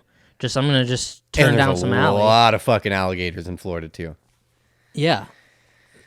They have hundreds of thousands of alligators in Florida. Hundreds of thousands. Yeah. I think they might have 1 million. Like, because I know when I was there, when we were doing the lake thing, there's like, I think they say there's 500 lakes and 500 to 1,000 lakes in Florida. And on average, most of those lakes have 3,000 to 4,000 alligators inside of them. So you just do the math there. It's a lot of fucking alligators all over the place. Yeah. Fuck that. And like our Airbnb has a pool. So it's like people wake up to like alligators in their pools. Yeah, it's rare. That. I mean, it's not rare, but they stay to the swamps. They don't usually hang out with people. But they definitely wander once in a while. They wander into some communities and end up in a drainage system or something like that. And everyone's like, hey, there's a fucking alligator over there. Yeah. I follow a girl on Instagram in Florida who went viral for this video of her scrubbing an alligator with like a brush and like cleaning his back. But all she does is go around and remove gators when people call them in. And they're everywhere. It's fucking ridiculous. Yeah, it's like a raccoon, essentially, you know? Yeah. Great. Sweet. And Tampa's like miles away from like the heart of Scientology in Clearwater, Florida. So I'm like, one of us might come back a Scientologist. Because it's like we're going to like the heart of Scientology. Like Travolta's got a house there, Tom Cruise has got a house there. Like that is the heart of Scientology, and I'm not down to fucking put my name on that list.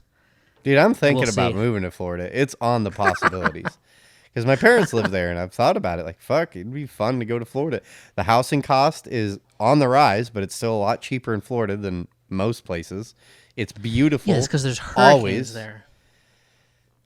Dude, you can deal with the hurricanes, man. You can deal with the hurricanes. No, Florida's still standing. Miami's still there. You know, fucking. That's true. That's true. Well, you want to wrap this bitch up? Mm-hmm. What episode is it? Tekashi 6ix9ine.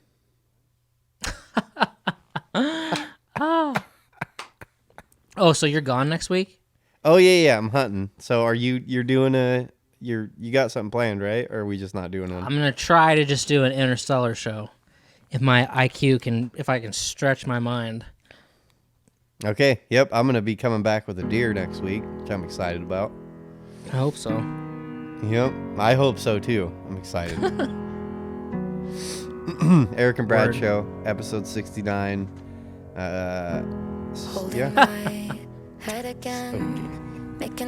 Till next time, we love you guys. Bye. It's hard to get out of it. Broke my heart in the dark. I was just trying to feel something. Falling asleep to the sound of it. Always used to let you clean up the messes. Down on my knees, thought I couldn't stand up on my own. Turns out sometimes you're stronger alone. Bringing out the fight, yeah, bring on all the lightning. Cause I'm looking for a hero. Look inside the mirror, I found one. Oh, carry the hurt when it gets too hard. Pick it up, dust it off. When I fall down 11, I get up 12. Don't need nobody else. Yeah, I can save myself. Got burned, but I learned. Our scars make us who we are. Now I'm 10 feet tall over my demons. Remind me no one's got me like myself. Yeah, I love me without any help. I'm the best thing to believe in. So I'm bringing out the fight, yeah, bring on all the lightning. Cause I'm looking for a hero. Look inside the mirror, I found one. Oh, carry the hurt when it gets too hard. Pick it up, dust it off. When I fall down 11, I get up 12. Don't need nobody else. Yeah, I can save myself. Oh, oh, oh, oh, oh, oh, oh, yeah. I could crumble into pieces, but I got a million reasons why I won't. Cause this heavy is a season, and the sun is always right behind the storm. Bringing